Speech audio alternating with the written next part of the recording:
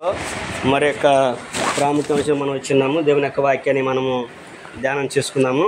మొదటిగా ఈ అవకాశం ఇచ్చిన తండ్రిని దేవునికి మరొకసారి కృతజ్ఞతాస్తుతులు తెలియపరచుకుంటూ చేరువచ్చిన మీ అందరికి కూడా క్రీస్తు ప్రభు నామమున వందనాలు తెలియపరచుకుంది. అందరికి కూడా వందనాలు. ఈ రోజున గ్రంథంలో నుంచి కొన్ని సంగతులు మనం నేర్చడానికి ప్రయత్నం చేద్దాము. గలతీయులకు రాసిన పత్రిక అపోస్తలుడైన పౌలు గారు గలతీయులకు రాసిన పత్రిక 5వ అధ్యాయము 22వ వచనము. మనందరికీ కూడా తెలిసిందే ఈ పదము. ఇక్కడ ఉన్నటువంటి సంఘటన పైన శరీర కార్యాల గురించి తెలియపరచుకుంటూ వచ్చిన తర్వాత శరీరానుసారులు శరీరంగా ప్రవేశిస్తారని చెప్పి తర్వాత ఆత్మానుసారులు ఇలాగ నడుచుకుంటారనే విధానాన్ని చెబుతూ పౌలు గారు అంటాడు, ఆత్మ ఫలమేమనగా అనే విషయాన్ని చెబుతూ ఉంటాడు. అంటే ఫలము ఒకటే, ఆత్మ ఫలాలు అనేది లేదు, ఆత్మ ఫలము అనే విషయాన్ని చెబుతూ 9 లక్షణాలు దాంట్లో చెప్తూ ఉంటాడు. ఫలం ఒకటే, లక్షణాలు మటుకి 9. అలాగే ఇక్కడ కూడా ఆత్మ ఫలము అనే పదాన్ని ఉపయోగించిన తర్వాత కొన్ని లక్షణాలను ఆయన మనకి తెలియపరచాడు. అందులో మనము దీర్ఘశాంతము అనే అంశాన్ని అనే సంఘటన మనం జ్ఞాపకం చేసుకుందాము. లక్షణాన్ని 4వ పాయింట్ దాంట్లో ఏముంటుందంటే దీర్ఘశాంతము. ఏముంది ఫస్ట్లో? అయితే ఆత్మ ఫలమేమనగా ప్రేమ, సంతోషము, సమాధానము, తర్వాత దీర్ఘశాంతము అనే లక్షణాన్ని చెప్పాడు. ఈ రోజున దీర్ఘశాంతము అనే పదాన్ని గురించి మనము ఆలోచించేద్దాము.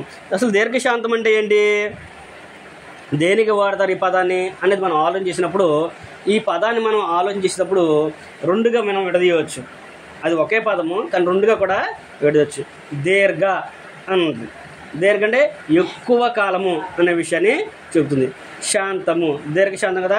శాంతము అంటే ఓర్పు కలిగి నెమ్మది కలిగి ఉండడం అనే దాన్ని అక్కడ తెలియపరుస్తున్నాడు. కనుక దీర్ఘశాంతము అనే దాన్ని మనం ఆలోచించినప్పుడు ఎక్కువ కాలము అంటే దీర్ఘశాంతం అనగా ఎక్కువ కాలము కోపాన్ని సహించి ఆత్రపడకుండా సహనంగా జీవించే స్వభావాన్ని దీర్ఘశాంతము అనే విషయాన్ని తెలియపరుస్తున్నాడు. ఏం చేయాలంటే ఎక్కువ కాలం ఎంతకాలం అంటే అది ఎంతకాలం అని మనం చెప్పలేం. మన జీవితాంతం కూడా అది కలిగి ఉండాల్సిందే. ప్రభు వచ్చేనో లేకపోతే మనం మరణించేంత వరకు ఆ లక్షణం మనము కలిగి ఉండాల్సిందే. ఎక్కువ కాలాన్ని మనము కోపం తెచ్చుకోకుండా ఉండాలి. మరి అటువంటిప్పుడు కోపగించుకోవద్దంటే కోపగించుకోవాలి. సమయము సందర్భాన్ని బట్టి ఆ కోపం అక్కడితోనే అయిపోవాలంతే. ప్రభు వారు చెప్పారు కదా, నీ సహోదరుని నీ కోపం ఉన్నట్లయితే నీ బలిని అక్కడే ఆపేసి మొదట విలాడితో సమాధానపడి నువ్వు వచ్చి బలి అర్పించమంటాడు. నీ కోపం ఎప్పుడు వరకు ఉండకూడదంట, సూర్యుడు ఉదయించినప్పుడు వచ్చింది నీకో, సూర్యుడు అస్తమించే లోపు నీ కోపాన్ని విరమించుకోవాలి. నువ్వు ఎప్పుడైనా కోపగించుకో, సూర్యుడు అస్తమించే టైం నీ కోపం అనేది అతని మీద ఉండకూడదు. నరుని కోపము దేవుని నీతిని నెరవేర్చదు అనే విషయాన్ని కూడా గ్రంథం మనకి తెలియపరుస్తుంది. కనుక మనకి కోపం అనేది తక్కువగా ఉండాలి. కానీ ఇక్కడ పౌలు గారు చెప్పినట్లుగా దీర్ఘశాంతం అనేది ఎక్కువ కాలం మనం దాన్ని కలిగి ఉండాలి. ఈ దీర్ఘశాంతాన్ని మనం కలిగి ఉన్నప్పుడే దేవుడు కూడా మనకి సంతోషంగా ఉండే అవకాశాన్ని ఇస్తాడనే విషయాన్ని మనము చూస్తూ ఉన్నాం. దీర్ఘశాంతం అంటే అర్థం ఏంటంటే, దీర్ఘశాంతం అంటే ఎక్కువ కాలం కోపించుకుంటాడనే స్వభావం చెప్పాం కదా. అలాగే సులభంగా కోపపడని గుణము అంటే చీటికి మాటికి కోపపడకుండా దీర్ఘశాంతాన్ని కలిగినటువంటి అర్థం అనమాట. తర్వాత రెండోది ఏమంటుందంటే కోపము త్వరగా రాని స్వభావం. త్వరగా కోపగించుకోడు, తొందరగా చిరాకు పడరు, త్వరగా కోపాన్ని కూడా తెచ్చుకోరు. ఎక్కువ కాలం సహనంగా ఉండడం, ఎవరన్నా ఇది అన్నప్పటికీ కూడా ఓర్పు కలిగి నిదానంగా ఉండడం, మాటకి మాట సమాధానం చెప్పడము దీర్ఘశాంతానికి సంబంధించింది కాదు. ఎక్కువ కాలం ఎక్కువసేపు ఓర్పు కలిగి ఉండటమే ఈ యొక్క దీర్ఘశాంతం యొక్క లక్షణము అనే విషయాన్ని తెలియపరచడం కాకుండా ఇతరులను సహించే గుణం కూడా ఇది. ఇతరులని సహించేది. మనల్ని చీటికి మాటికి ప్రతి ఒక్కరితో మాట అంటానే ఉంటూ ఉంటారు, అనుకోకుండా ఏమి ఉండరు. కానీ మనం దాన్ని పక్కన పెట్టేసేయాలంతే. దాన్ని మనం ఎప్పుడు కూడా లక్ష్య పెట్టకూడదు. నువ్వు మంచి చేసినా తిట్టేవాళ్ళు ఉంటారు, చెడు చేసినా తిట్టేవాళ్ళు ఉంటారు, కావాలని అనేవాళ్ళు కూడా ఉంటారు. కానీ నువ్వు వాటిని పక్కన పెట్టేసి నువ్వు చేసింది తప్పు అనుకో, దాన్ని ఆలోచన చేసుకొని దాన్ని బట్టి నువ్వు మార్పు వచ్చింది, నువ్వు ఓర్పు కలిగి దాన్ని ఆలోచన చేస్తే నీ భవిష్యత్తు అనేది మారిద్ది. దానికి కాకుండా ఏదో అన్నారు కానీ చెప్పేసి కోపంతో మనం ఏదైనా చేసుకొని ఏదైనా ఆలోచన చేసాం అనుకోండి, అది మనకే ప్రమాదం. కనుక ఎక్కువ కాలము ఇతరుల మీద కోపపడకుండా ఉండాలి అనే విషయాన్ని తెలియపరుస్తుంది. అలాగే ఆత్మని, అంటే మనలో ఉన్న దేవుని యొక్క ఆత్మను మనము అనుకూల సమయంలోనే కాకుండా ప్రతికూల సమయంలో కూడా ఓర్పు కలిగి మనము జీవించటము, ఓపిక కలిగి జీవించటమే దీర్ఘశాంతం యొక్క లక్షణము, దీర్ఘశాంతం యొక్క గుణము అనే విషయాన్ని మనము ఆలోచించేస్తూ ఉన్నాం. ఎక్కువ కాలం కోపపడకుండా ఉండాలి. ప్రభువారు చెప్పాడు కదా, మత్తయి సువార్త కదా, ఎవడైనా నా సహోదరుడు నా ఎట్లా తప్పిదం చేసిన ఎట్లా ఎన్ని మార్లు మటుకు నేను ఓర్చుకోవాలి అని అంటాడు. 7 మార్లు మటుగా, 70 సార్లు మటుగా అంటే 70 ఏళ్ల మార్లు మటుకు అని చెప్పేసి అంటున్నాడు. క్షమించే గుణం వచ్చినప్పుడు నా సహోదరుడు నా ఎట్లా తప్పిదం చేశాడు, అతని ఎన్ని మార్లు క్షమించాలి నేను అని అడుగుతాడు. ఎన్ని మార్లైనా కానీ, ఎందుకంటే క్షమించడంలోనే నీ ఆయుష్ అనేది ఉంది, నీ ఓర్పు అనేది ఉంది, నీ ఆశీర్వాదం అనేది ఉంది, నీ ఓపిక అనేది అక్కడ కనపడుతూ ఉంటుంది. కనుక ఎక్కువ కాలము మనము ఓర్పు కలిగి, ఓపిక కలిగి, దీర్ఘశాంతం కలిగి ఉండేవారిగా మనం ఉండాలి అనే విషయాన్ని దేవుని యొక్క వాక్యం మనకి తెలియపరుస్తుంది. దేవుని యొక్క వాక్యం మనకు తెలియపరుస్తుంటే దేవుడే మనకి స్వయంగా చెప్తున్నట్లుగా గ్రంథం మనకి తెలియపరుస్తుంది. అందులో మొట్టమొదటిగా మనం చూసినట్లయితే ఈ దీర్ఘశాంతం కలిగిన వ్యక్తులు ఎవరున్నారనేది మనం ఆలోచించినట్లయితే ముందుగా మన తండ్రి అయిన దేవుడే ఆయన దీర్ఘశాంతం గలవాడిగా ఆయన ఉన్నాడు అనే విషయాన్ని గ్రంథం మనకి తెలియపరుస్తుంది. నిర్గమకాండంలో మనం చదువుకున్నట్లయితే మోషే గారు ఐగుప్తులో నుంచి కనాని ఇశ్రాయేల్ అందరూ కూడా విడిపించి కనాను దేశాన్ని నడిపిస్తున్న సందర్భంలో వాళ్ళు సీనాయి పర్వతం దగ్గరికి వచ్చిన తర్వాత దేవుడు ఆయన్ని మోషే గారిని కొండ మీదకి రమ్మని చెప్పి ఆయన కొండ మీదకి తీసుకెళ్ళి ఆయనకి 10 ఆజ్ఞలు అంటే ధర్మశాస్త్రాన్ని ఆయనకి ఇచ్చి ఆయన దగ్గర దేవుని దగ్గర మోషే గారు ఉన్నప్పుడు 40 రోజులు ఆయన ఉంటాడు కదా. ఈ 40 రోజుల్లో ఇశ్రాయేలీయులందరూ కూడా మమ్మల్ని నడిపించిన ఈ మోషే ఏమైపోయాడో మాకు తెలియదు కాబట్టి అహరోను గారిని పిలిపించి మాకు ఒక విగ్రహాన్ని చేయమంటారు. మమ్మల్ని దేవుని ఒకటి చేయమన్నప్పుడు ఆయన ఒక బంగారం, వాళ్ళ దగ్గర ఉన్న బంగారం తీసుకొని ఒక విగ్రహం చేసి ఇదే మీ దేవుడు అని చెప్పన్నప్పుడు వాళ్ళందరూ కూడా తిని త్రాగి మత్తులై ఆడుటకు లేచిన సందర్భాన్ని మనం చదువుకుంటూ ఉంటాము. అప్పుడు దేవుడు మోషే గారితో అంటాడు, నీ జనులు చెడిపోయారు, నువ్వు నడిపించావు కదా, అక్కడి నుంచి నడిపించుకొచ్చావు కదా, వీళ్ళందరూ కూడా చెడిపోయాడు కాబట్టి నువ్వు ఇక దిగి వెళ్ళి వారిని సరిచేయమని చెప్పేసి అన్నప్పుడు మోషే గారు ఆ కొండను దిగి వస్తూ వారు చేసిన పనిని చూసి కోపంతో ఆయన ఇచ్చిన ధర్మశాస్త్రాన్ని పగలగొట్టేస్తాడు.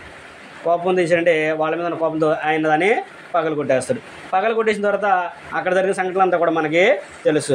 దేవుడు వారికి శబ్దాన్ని ఇవ్వటము, వాళ్ళందరూ మోషే గారు మరలా ప్రార్థన చేయటము, ఆయన చెప్పిన పనిని ఆయన చేసి వాళ్ళందరూ కూడా కాపాడే సందర్భం మనము చూస్తూ ఉంటాము. రెండవసారి దేవుడు ఏం చేస్తాడంటే ఇది అయిపోయిన తర్వాత మోషే గారిని మరలా నువ్వు కొండ మీదకి రమ్మంటాడు. నేను నీకు మొదట దేవుడే ఇచ్చాడు, కానీ ఇప్పుడు రెండోసారి ఏమంటాడంటే నీకు మొదట నేను ఇచ్చిన భారత పలకలు అలాంటి 2 పలకలు చేసుకొని నువ్వు కొండ ఎక్కి నా దగ్గరికి రమ్మని చెప్పేసి మోషే గారిని రమ్మన్నప్పుడు మోషే గారు దేవుని దగ్గర సందర్భంలో ఆయన యొక్క నామాన్ని, ఆయన యొక్క లక్ష్యాన్ని ఆయన అక్కడ తెలియపరుస్తుంటాడు. నిర్గమకాండము 34వ అధ్యాయంలో కనుక మనం చదువుకున్నట్లయితే, నిర్గమకాండంలో మనం చదువుకుంటే 34వ అధ్యాయం అక్కడ మనం చదువుకున్నప్పుడు దేవుడు మోషే గారితో చెప్పిన సంఘటన మనం జ్ఞాపకం చేసుకుందాము. ఆయన ఏమన్నాడు 34వ అధ్యాయంలో మనం చదువుకుంటే మొదటి వచనం చదువుకున్నాం. 34వ అధ్యాయము 1వ వచనం కడిచి మనం చదువుకుంటే, మరియు యెహోవా మోషేతో మొదట పలకల వంటి 2 రాతి పలకలను చెక్కుము, నీవు పగలగొట్టిన మొదటి పలకల మీద ఉన్న వాక్యములను నేను ఆ పలకల మీద వ్రాసెదను. ఉదయమునకు నీవు సిద్ధపడి ఉదయమున సీనాయి కొండ ఎక్కి అక్కడ శిఖరం మీద నా సన్నిధిని నిలిచి ఉండవలెను అనే విషయాన్ని చెప్పి ఏ నరుడు కూడా దానికి సమీపించకూడదు, మేకలు కానీ గొర్రెలు కానీ ఎద్దులు కానీ ఏమి కూడా వాటికి రాకూడదు, మేత మేయడానికి రాకూడదు అని చెప్పేసి చెప్పిన తర్వాత 5-6 వచనాల్లో అంటున్నాడు, మేఘములో యెహోవా దిగి అక్కడ అతనితో నిలిచి యెహోవా అను నామము ప్రకటించెను. ఏం చేశాడంటే మోషే గారు కొండ మీదకి వెళ్ళి దేవుడు చెప్పినట్లుగా మోషే గారు వెళ్ళగానే దేవుడు మేఘంలో ఆయన దగ్గరికి దిగాడు. దిగి ఆయనతో మాట్లాడుతూ ఆయన నామాన్ని గురించి తెలియపరిచెను అనే విషయం చెబుతూ అక్కడ అంటున్నాడు 6వ వచనంలో, అతని ఎదుట యెహోవా అతను దాటి వెళ్ళుచు యెహోవా కనికరము, దయ, దీర్ఘశాంతము, విస్తారమైన కృపా సత్యములు గల దేవుడై ఉన్నాడు అనే విషయాన్ని చెబుతున్నాడు. ఆయన అక్కడ ఏమన్నాడు? ఆయన కనికరము, దయ, దీర్ఘశాంతము, కృపా సత్యములు గల దేవుడని ఉన్నాను అనే విషయాన్ని అక్కడ చెబుతూ కింద అంటాడు, నేను ఎవరిని కూడా నిర్దోషులుగా ఎంచను. 1000 తరాల వరకు నన్ను మించి తోసేస్తే వాళ్ళని చెప్పిస్తాను. నేను ఇట్లా చేస్తానే విషయాన్ని కూడా కింద వచ్చిన చెప్పుకుంటూ ఆయన వెళుతూ ఉంటాడు. ఇక్కడ మోషే గారిని ఆయన మేఘంలో కలుసుకున్న తర్వాత మేఘంలో దిగొచ్చి మోషే గారిని దాటి వెళుతూ ఆయన నామాన్ని అక్కడ ఆయన ప్రకటించాడు. ఆయన నామాన్ని అక్కడ తెలియపరిచాడంట. ఏంటంటే ఆయన నామము దేవుడు కరుణామయుడు, దయామయుడు, దీర్ఘశాంతం గలవాడు, కృపా సత్యములు గల దేవుడినై ఉన్నాను అనే విషయాన్ని ఆయన చెప్తున్నాడు. దేవుడు దీర్ఘశాంతం కలిగిన వాడు అనే విధానాన్ని ఇక్కడ ఆయన మనకి తెలియపరుస్తున్నాడు. అంటే దేవుడు దీర్ఘశాంతం గలవాడు కాబట్టి ఆనాడు ఇశ్రాయేలీలు కానివ్వండి, ఈనాడు మనం కానివ్వండి క్షేమంగా ఈ రోజున మనము జీవిస్తూ ఉన్నాం. ఎందుకంటే దేవుడు దీర్ఘశాంతం గలవాడే కాదు, ఆయన కోపం కూడా ఉంది ఆయనకి. ఆయన కోపంతోనే కదా నోవహు జలప్రళయం రప్పించింది. నేను భూలోకం చూస్తున్నప్పుడు జనులందరూ కూడా తమ తమ మార్గం చెరుపు వేసుకున్నారని చెప్పన్నాడు కదా. నోవహుతో 6వ అధ్యాయంలో మనం చదువుకుంటాము.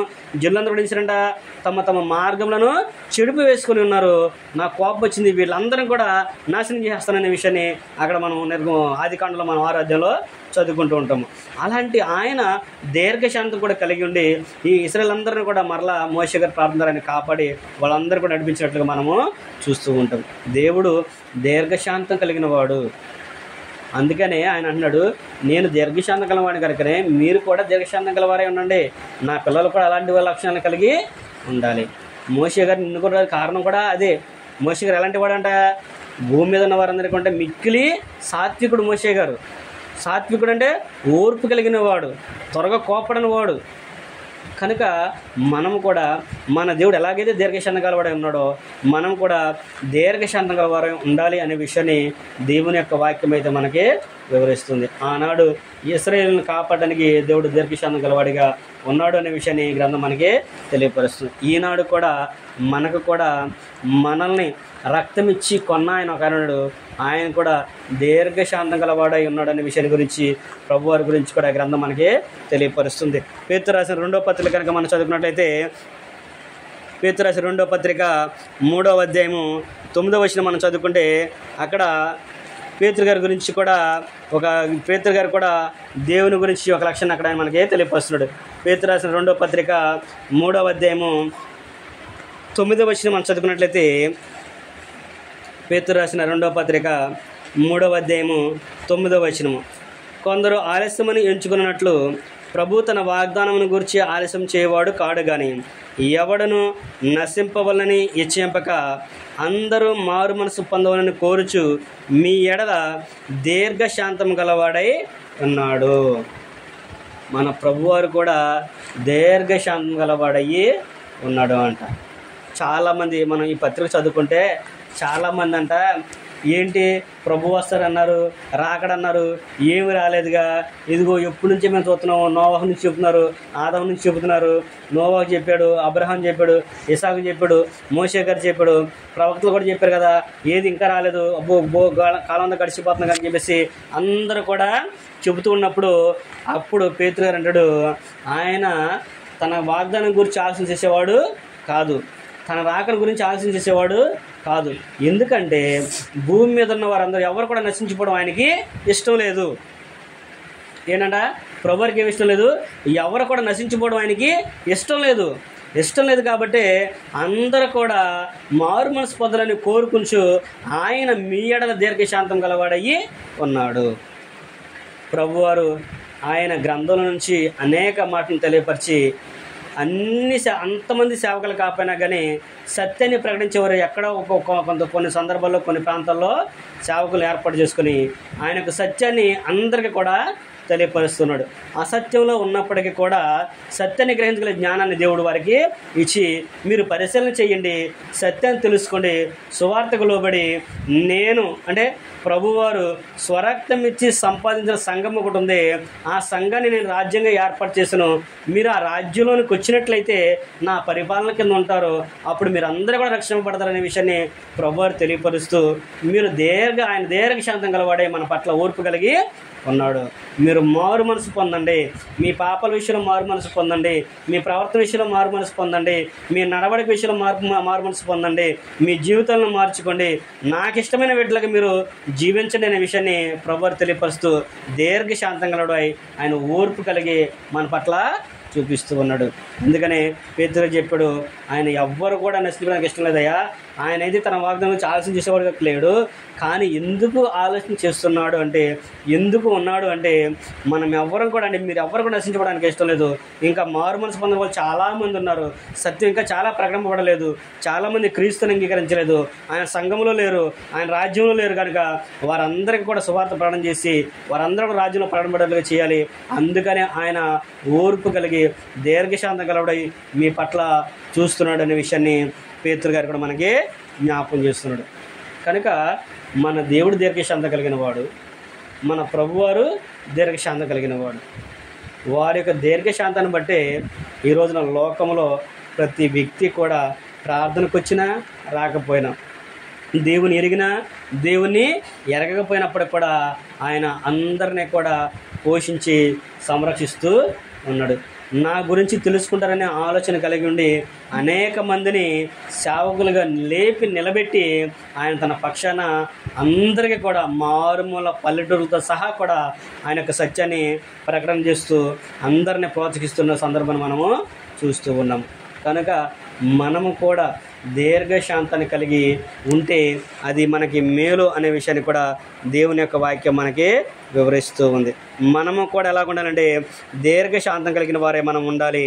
మనము కూడా దీర్ఘశాంతం కలిగిన వారే ఉన్నప్పుడే దేవుడు కూడా మనకి సహాయాన్ని సహకారాన్ని కూడా ఆయన మనకి అనుగ్రహిస్తూ ఉంటాడు. అందుకనే దీర్ఘశాంతం అనే లక్షణము ప్రతి క్రైస్తవుడికి కలిగి ఉండాలి. ఆ దీర్ఘశాంతం వలన ప్రయోజనం ఏంటయ్యా అనేది మనం ఆలోచించినట్లయితే సామెతల గ్రంథంలో కనుక మనం చదువుకుంటే, సామెతల గ్రంథము 14వ అధ్యాయము 29వ వచనం కనుక మనం చదువుకుంటే సామెతల గ్రంథకర్త మనకు విషయాన్ని జ్ఞాపకం చేస్తున్నాడు. సామెతల గ్రంథము 14వ అధ్యాయము 29వ వచనం మనం చదువుకుంటే ఆయన ఏమన్నాడంటే,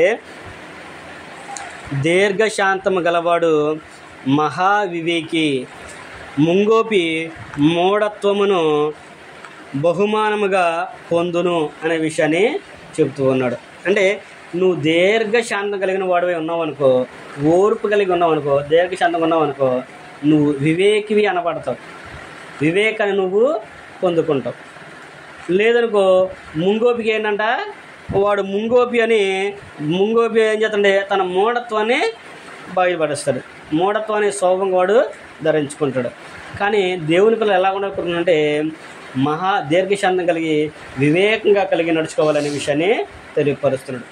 ప్రభువారు కూడా కొన్ని సందర్భాలు చెప్పాడు, పాము వలె వివేకులను, పాము వలె నిష్కపటులని, మన పౌరు వలె నిష్కపటులని మనము ఉండాలి అంటాడు. పాము విసర్జంతువే, కానీ దానికి వివేకం ఉంటుంది, అది రాళ్ళ సందులు తప్పించుకొని పారిపోవడం అనేది ఉంటుంది. అలాగే మనం కూడా పాము వలె వివేకం కలిగి ఉండాలి. వివేకం కలిగి ఉంటే అది మన జీవితానికి చాలా మొదటి పాయింట్గా మనకి చాలా భవిష్యత్తు మనకి తీర్చిస్తుంది. అంటే వివేకం లేకపోతే చాలా ప్రమాదం. దేనికంటే ఆ వివేకం ఎలా వచ్చింది, దీర్ఘశాంతం కలిగి ఉండటం వల్లనే వస్తుంది. ఇదే సామెతల గ్రంథంలో అనేక సందర్భాలు మనం చదువుకుంటూ ఉంటాము. సంగతి వెనక ప్రత్యుత్తరం ఇచ్చేవాడు ఏం చేస్తాడంట, మూఢత్వనే బయలుపరుస్తాడు. ఏదైనా ఒక సంఘటన ఉందనుకోండి, అక్కడ ఏదైనా ఈ ప్రమాదం ఉందనుకోండి, నువ్వు తెలుసుకున్న దాని గురించి మాట్లాడాలి. తెలుసుకోకుండా ఏదో బరాబరం వెళ్ళిపోయి నేను పెద్దోడనో లేదా తెలియగలనో జ్ఞానగలను వెళ్ళిపోయి మాట్లాడనుకో, అక్కడ జరిగిన సంఘటనకి నువ్వు తలదించుకోలే పరిస్థితి వస్తుంది. ఇప్పుడు ఇద్దరు వ్యక్తులు కొట్టుకున్నారనుకో, నువ్వు వెళ్ళి మనోడు ఉన్నాడు కాబట్టి లేకపోతే ఇద్దరు మనోడు అని చెప్పేసి నువ్వెవరో ఒక పక్కనే మాట్లాడగలవు, కానీ ఏం జరిగింది తెలుసుకోగలుగుతావా? వెళ్ళిపోయి గబగబను మాట్లాడే చేతి ఏమంటారు, నేను అసలు నీకు తెలుసా సంగతి ఏం జరిగిందో అని అంటారు. అప్పుడు మనం ఏం చేయాలి, ఆగి ఆలోచన కలిగింది వారి సంభాషణ విన్న తర్వాత అప్పుడు దాన్ని బట్టి మనం ఆలోచిస్తే వివేకం కలిగిన వాడుగా ఉంటాం. అందుకని దేవుని పిల్లలకి వివేకం అనేది అవసరం. ఆ వివేకం కావాలంటే దీర్ఘశాంతం కలిగి మనము ఉండాలి, ఓర్పు కలిగి ఉండాలి. ఎక్కడైనా సరే, ఏదైనా సరే, ఏ పరిస్థితులైనా సరే. ఆల్రెడీ మనం చదువుకుంటుంటే ఈ సందర్భంలో క్రైస్తవుని గురించి అనేక మంది అనేక విధాలుగా చాలా నిందలు వేస్తూ ఉంటారు. వారి మీద మనం కోపంగా వెళ్ళిపోతే ప్రయోజనం లేదు. ఆగి ఆలోచన చేసి దేని గురించి మాట్లాడుతుండు, అసలు అతను ఎవరో, అతని బ్యాక్గ్రౌండ్ ఏంటి, ఎందుకు అలా మాట్లాడుతున్నాడు అనే ఆలోచన కలిగి ఉండి అసలు దేని గురించి అలా మాట్లాడుతున్నాడు. ఒక వ్యక్తి ఒక మాట మాట్లాడుతుంటే దానికి ఏదైనా బలమైన కారణం ఉండే ఉంటుంది. అదేంటో మనం తెలుసుకొని, అయ్యా నువ్వు అనుకునేది ఇది కానీ ఇది కాదు, నువ్వు అనుకోవాల్సింది తెలుసుకోవాల్సింది ఇది ఉంది అని చెప్పేసి మనము వివేకంతో మాట్లాడితే ఒక ఆత్మను సంపాదించిన వారిని కూడా మనము అవుతాం. అందుకని వివేకం కలిగి మనము నడుచుకోవాలి అనే విషయాన్ని చెప్తూ ఉన్నాడు. దేవుని భక్తుల్లో కూడా అనేక మంది ఉన్నారు. వారిలో కూడా కొంతమంది వివేకాన్ని ఒక సందర్భంలో వివేకాన్ని కూడా కోల్పోతూ ఉన్నారు. వివేకాన్ని కోల్పోయి వాళ్ళు కూడా దేవుని గురించి అడిగిన సందర్భాన్ని మనం చూస్తూ ఉంటాము. ఒక ఉదాహరణ మనం చూసినట్లయితే ఎలీషా గారు ఉన్నాడు. ఎలీషా గారు ఎవరు? ఏలియా గారి దగ్గర ఉన్నటువంటి శిష్యుడు ఆయన ఎలీషా గారు. ఏలియా గారిని దేవుడు తీసుకెళ్ళిపోదాం అనుకుంటాడు. వాళ్ళందరూ కూడా తెలియపరుస్తాడు, వాళ్ళందరూ కూడా తెలిసింది. ఏలియా గారిని తీసుకెళ్తాను అనుకున్నప్పుడు ఎలీషా గారు ఆయన దగ్గర ఉన్నాడు, శిష్యుడిగా ఆయన ఉన్నాడు. దేవుడు ఏం చేశాడు? నువ్వు నా దగ్గరికి వచ్చేస్తున్నావు కాబట్టి నువ్వు ఎలీషాని అభిషేకం చెయ్యి, ప్రాపర్గా నేను నియమించాలని చెప్పి అన్నప్పుడు ఆయన నిలబెట్టేసిన తర్వాత మరి నేను వెళ్ళిపోతున్నానయ్యా, తీసుకెళ్ళిపోతాను కాబట్టి నీకేం కావాలో అడుగు అని చెప్పేసి ఏలియా గారు ఎలీషా గారిని అడిగినప్పుడు నీకొచ్చిన ఆత్మలో 2 పాళ్ళు నాకు రావాలి అని చెప్పేసి ఆయన అడుగుతాడు. ఏంటి? ఏలియా గారికి ఉన్న ఆత్మలో 2 పాళ్ళు అంటే డబల్ రావాలి ఆయనకి. ఏలియా గారు ఎలాంటి వ్యక్తిత్వం కలిగిన వాడు, ఎలాంటి స్వభావం కలిగిన వాడు, ఎంత తెలివి కలిగిన వాడు, ఎంత ధైర్యం కలిగిన వాడో అంతగా 2 అంతలు కావాలని చెప్పేసి ఎలీషా గారు అడిగినట్లుగా మనము చూస్తూ ఉంటాము. అయితే ఏలియా గారు కూడా అక్కడ అన్నాడు, ఇది బహు కష్టమైన పనే, అయినప్పటికీ కూడా నేను దేవుడిని తీసుకెళ్తారు కదా, తీసుకెళ్ళినప్పుడు నేను నీకు మరలా కనబడితే దాన్ని నువ్వు పొందుకుంటావు అనే విషయాన్ని ఆయన చెప్పన్నప్పుడు వాళ్ళు నడుచుకుంటూ వెళ్ళిన తర్వాత అగ్నిరథాలు వచ్చి మోషే గారిని ఎలీషా గారిని వేరు చేసి ఏలియా గారిని తీసుకెళ్ళిపోతాడు. ఆయన వెళ్ళిపోయేటప్పుడు ఆయన దుప్పటి ఏం చేసిందంట? దుప్పటి మడత పెట్టి ఎలీషా గారికి దొరికింది. ఎలీషా గారి దగ్గర దొరికిన తర్వాత వీళ్ళు ఒక నదిని కూడా దాటి వెళ్ళారు.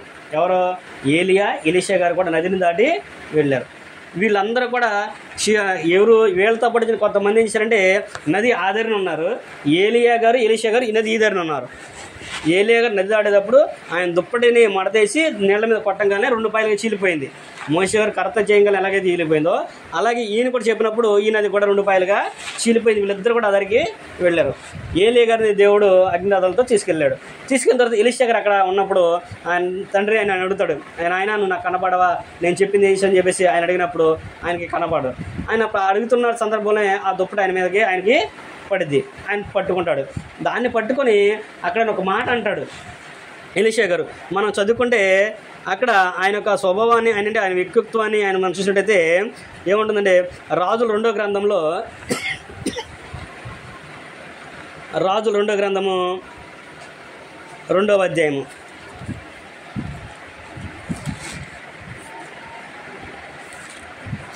రాజుల 2వ గ్రంథంలో మనం చదువుకున్నట్లయితే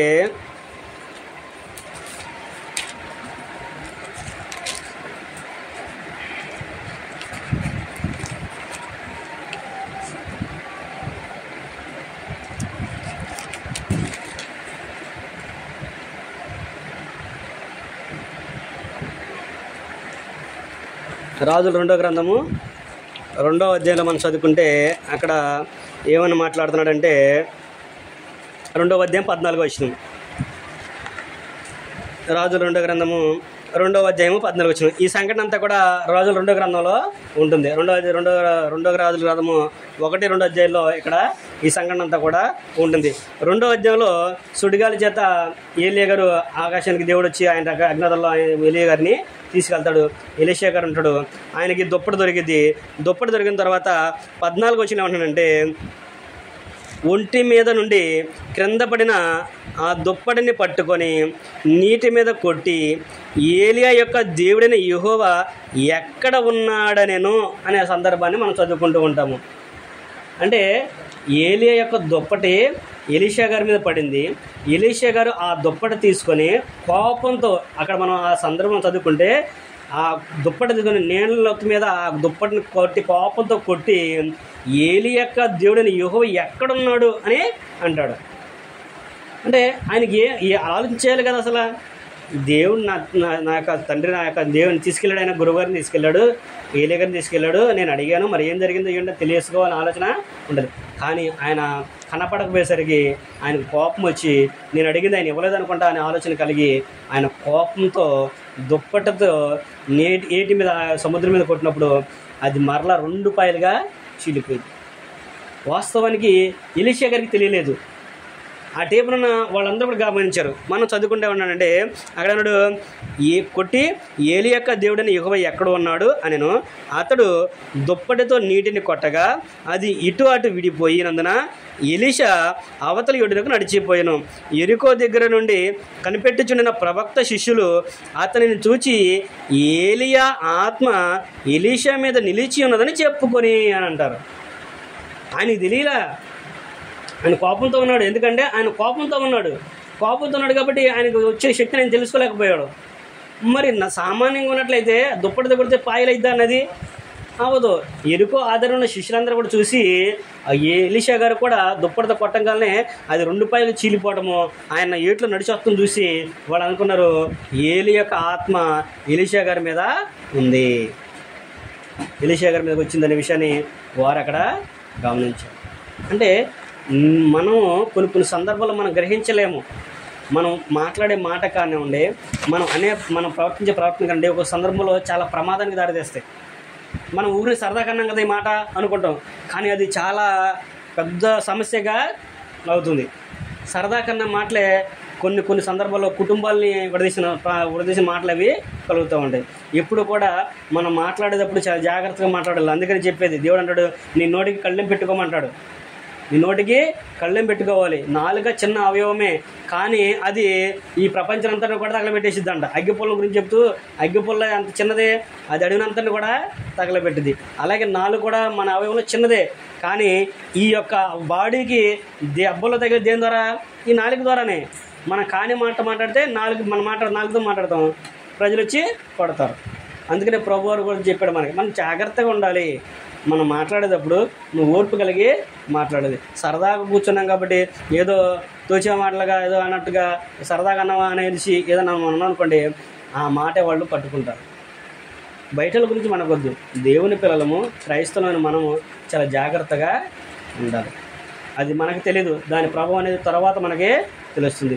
ఎలీషా గారికి కూడా అప్పుడు ఆయన తెలియలేదు, తర్వాత ఆయన తెలుసుకున్నాడు. తెలుసుకున్న తర్వాత ఆయన దేవునికి మనము ప్రార్థించినట్లుగా మనము చూస్తూ ఉంటాం. అంటే మన యొక్క శక్తి, మన యొక్క ఉన్న లోపం ఏంటంటే మనకే తెలియదు. ఎదురువారు చెప్తేనే కానీ మనకే అర్థమవుతుంది. ఎదురువారు చెప్పినప్పుడు మనం దాన్ని విని గ్రహించి మనం మార్పు అనేది చెందాలి. అందుకనే పౌలు గారు గలతనున్న సంగతి తెలియపరుస్తూ ఆత్మఫలం ఒకటే. చాలామంది ఏమంటారంటే ఆత్మఫలాలు అని అంటారు. ఆత్మఫలాలు అని ఎక్కడ లేదు గ్రంథంలో. ఆత్మఫలం అనేది అక్కడ ఎలా? ఆత్మఫలమేమనగా అని అంటాడు. ఫలము ఒకటే, కానీ దాని లక్షణాలు, గుణాలు ఏంటంటే 9 గుణాలు మనము కలిగి ఉన్నాం. తెలుసా? అంటే ఉదాహరణ మీకు అర్థం అవ్వాలంటే బత్తాకాయ ఉంటుంది, కాయ ఒకటే, కానీ మనం దాన్ని తోలు తీస్తే ఎన్ని తొనలు ఉంటాయి? చాలా తొనలు ఉంటాయి. ఆ తోలు తీసిన తర్వాత దాన్ని బత్తాకాయ అంటారా? బత్తాకాయ అంటాం మనం ఏదని, కాయను తొనలు అంటాం, తొనలు అంటాం. నువ్వు అలాగే ఆత్మఫలంగా నువ్వు పండాలంటే ఈ 9 స్వభావాలు కూడా మనం సాధించాలి. ప్రేమ, సంతోషము, సమాధానము, దీర్ఘశాంతము, దయాలత్వము, మంచితనము, విశ్వాసము, ఆశ నిగ్రహము, వీటన్నింటినీ కూడా మనము ధరింప చేసుకోవాలి. వాటిని మన జీవితాలకి అన్వయింప చేసుకుని మనము జీవించే వారికి మనము ఉండాలనేది దేవుని యొక్క వాక్యం మనకి తెలియపరుస్తుంది. ఎలీషా గారు కూడా కోపంతో మాట్లాడాలి కాబట్టి ఆయన వచ్చిన శక్తి ఆయన తెలుసుకోలేకపోయాడు. కనుక మనం కూడా ఓర్పు కలిగి మనం కూడా ఉండాలి. ఏలియా గారు కూడా తొందరపడి మాటలు ఉన్నాయి. ఏలియా గారు కూడా తొందరపడి మాట్లాడిన మాటలు ఉన్నాయి. కోపంతో మాట్లాడినవి, బాధతో మాట్లాడినవి కూడా ఉన్నాయి. మనం చదువుకున్నప్పుడు ఆ సందర్భం పడి మనని అర్థం చేసుకోవాలి. ఆయన కూడా ఏమంటాడంటే నేను ఒక్కడనే మిగిలి ఉన్నానయ్యా అని అంటాడు. నేను ఒక్కడనే మిగిలి ఉన్నాను అంటే గర్వంతో అన్న మాటలు కూడా మనకి అర్థమవుతూ ఉంటుంది. నేను లేకపోతే నీ పక్షాన్ని ఎవరు నిలబడతారు? నన్ను కూడా ఇబ్బంది అవుతున్నారు, నువ్వు నన్ను కాపాడకపోతే ఎట్లాగా అంటే ఎలా ఉంది ఆయనకి?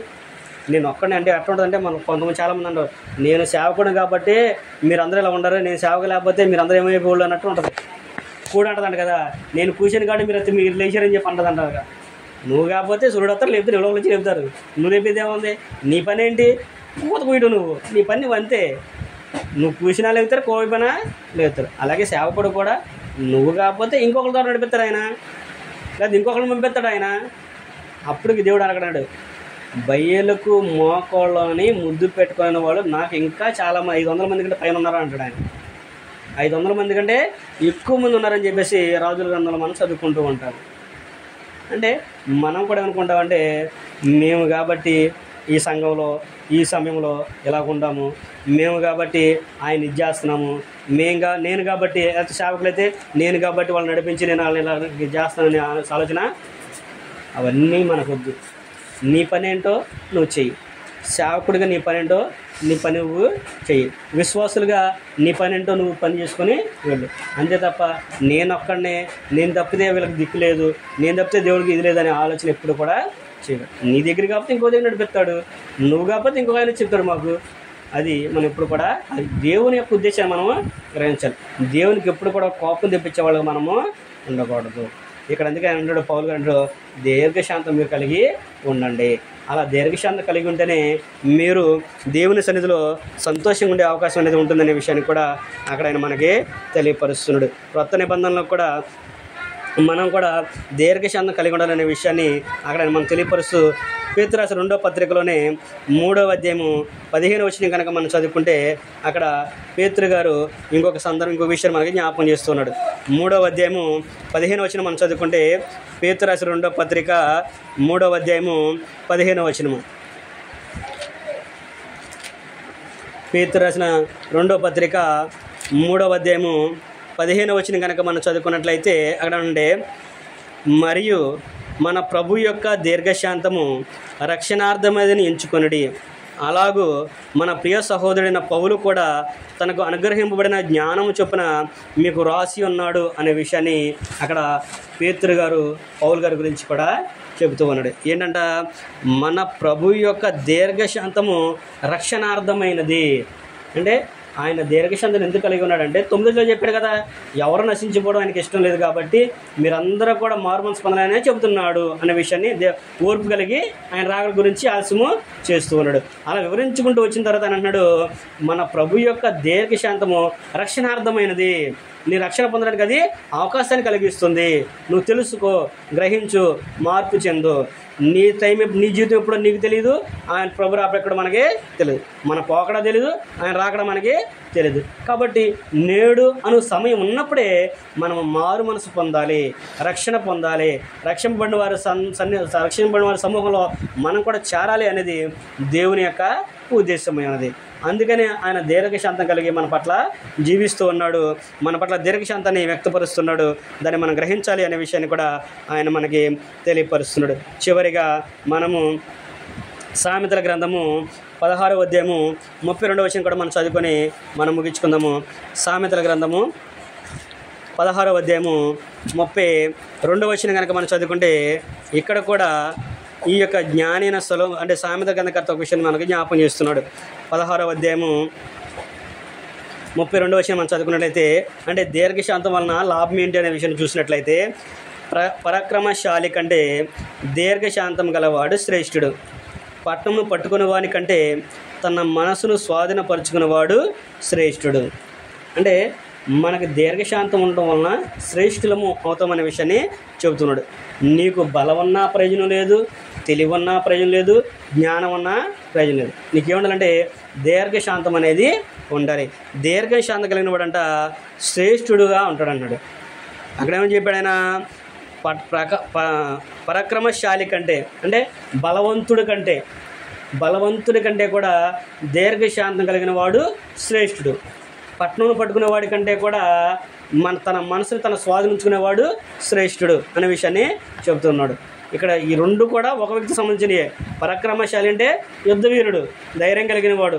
లేదంటే ఎదురు డి అంటే డీగా పోట్లాడే వ్యక్తిని అనుకోవచ్చు, యుద్ధం చేసేవాడని మనం అనుకోవచ్చు పరాక్రమశాలి అని. వాడికంటే కూడా దీర్ఘశాంతం కలిగిన వాడు శ్రేష్ఠుడు అన్నాడు. ఆ రెండో పాయింట్ ఏం చెప్పాడైనా, పట్టణమును పట్టుకుని వానికంటే నువ్వు పట్టణం మొత్తం కాబడేవాడు అయినప్పుడు కూడా నీ మనసు నీ స్వాధీనంలో లేదనుకో, నువ్వేం చేసినాడు, నువ్వు శ్రేష్ఠుడుగా లేవు. నీ మనసు నువ్వు స్వాధీనంలో పెట్టుకుంటే నువ్వు శ్రేష్ఠుడు అవుతావు. దావీదు గారు అంతమంది దేశాన్ని కలిసి వచ్చాడు, అంతమందిని సంపాదించాడు, అంతమంది చంపాడు, అన్ని చేశాడు. కానీ ఆయన ఏం చేశాడు? తన మనసు తన స్వాధీనంలో ఉంచుకోలేకపోయాడు. బెత్షెబాను చూసినప్పుడు ఆయన తన మనసు స్వాధీనంలో ఆయన దగ్గర లేదు, పాపం చేశాడు. ఏమైపోయింది? ఆయనకి ఒక శాపాన్ని ఆయన పెట్టుకున్నాడు, ఒక ప్రమాదాన్ని కొని తెచ్చుకున్నాడు. మన మనసు మన స్వాధీనంలో పెట్టుకోవాలి. శోధన అనేది అనేక సందర్భాల్లో అనేక విధాలుగా అనేక పరిస్థితులను బట్టి అది వస్తూనే ఉంటుంది. కానీ నువ్వు చాలా జ్ఞానంగా ఆలోచించాలి, ఓర్పు కలిగి, అంటే దీర్ఘశాంతం కలిగి దాన్ని మనం చూడాలి, వివేకం కలిగి మనము నడుచుకోవాలి. మన మనసుని మన స్వాధీనంలో ఉంచుకోవాలి. తొందరపడకూడదు. దీని అర్థం అంటే తొందరపడకూడదు, ముంగోపిగా ఉండకూడదు, కోపించేవాడిగా మనము ఉండకూడదు. కాబట్టి ఇప్పటి వరకు కూడా దీర్ఘశాంతము అనే విషయాన్ని గురించి మనము ఆలోచించేసాం.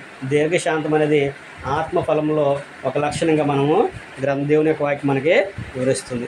ఆ దీర్ఘశాంతం కలిగి ఉండడమే దేని కొరకు అంటే, మన తండ్రి అయిన దేవుడు దీర్ఘశాంతం కలిగిన వాడున్నాడు, మన ప్రభువు దీర్ఘశాంతం కలిగిన వాడున్నాడు. అలాగే మనం కూడా దీర్ఘశాంతం కలిగి ఉంటే అది మనకి రక్షణకు ఆధారం అవుతుంది. మన యొక్క ఉనికిని మనం కాపాడుకున్న వారు అవుతాము, దేవుని ప్రేమించిన వారికి మనం ఉంటాము. అలాగే సేమ్ టైము దేవుడు ప్రేమించే వారి ఇష్టలో కూడా మనము ఉంటాము. దేవుడు ప్రేమించాడు కాబట్టే కదా ఆయన సంఘంలో రాజ్యం మనం చేర్చుకున్నాడు. లేకపోతే మనకి అవకాశం ఉందా? చాలామందికి దేవుడు అంటే చాలామందికి తెలుసు, కానీ ఆయన సంఘం రాజ్యం తెలుసు అందరికీ. అందుకనే ఆయన అంటాడు, కొరింథీ పత్రికలో అంటాడు, ఆయన గొప్ప గొప్ప వంశంలో వారిని అయినా కానీ, గొప్ప గొప్ప రాజులైనా కానీ ఆయన ఏర్పాటు చేసుకోలేదంట. లోకంలో పేదలైన వారిని, దరిద్రులని, తృణీకరించిన వారిని ఆయన ఏర్పాటు చేసుకున్నాడు. ఎందుకంటే మనకున్న స్వభావము అలాంటిది. మనం అంగీకరించే స్వభావం మనకుంది కనుక, దేవుడు మనం తెలుసుకున్నాం కనుక, సత్యాన్ని గ్రహించాం కనుక దేవుడు మనకు స్వాతంత్రాన్ని ఇచ్చాడు. ఎప్పుడైతే నీవు కూడా నీ మనసును స్వాధీనంలో పెట్టుకొని దీర్ఘశాంతం కలిగి, ఓర్పు కలిగి, దేవుని మాటని హృదయంలో చేర్చుకొని మార్పు చెంది ఆయన రక్షణ ప్రణాళిక నువ్వు చేరతావో, అప్పుడు దేవుని యొక్క లిస్టులో నువ్వు కూడా ఉంటావు అనే విషయాన్ని గ్రంథం మనకి తెలియపరుస్తుంది. కనుక మనం కూడా దీర్ఘశాంతం కలిగి ఉండడానికి ప్రయత్నం చేద్దాం. ఉంటే సరే ఉంటే దాన్ని జాగ్రత్తగా కాపాడుకుందాము, లేకపోతే దాన్ని సంపాదించుకోవడానికి ప్రయత్నం చేసి దాన్ని సంపాదించుకుంటూ దేవునికి ఇష్టమైన బిడ్డలుగా జీవించాలనే విషయాన్ని ప్రేమతో మీకు తెలియపరుస్తూ నాకు నేను తెలియపరచుకుంటూ ఈ మాటలు ఇంతటితో ముగిస్తున్నాను. ఓపిక తిన్న మీ అందరికి కూడా ప్రభు నామమున వందనాలు తెలియపరచుకున్నాను. అందరికి కూడా వందనాలు.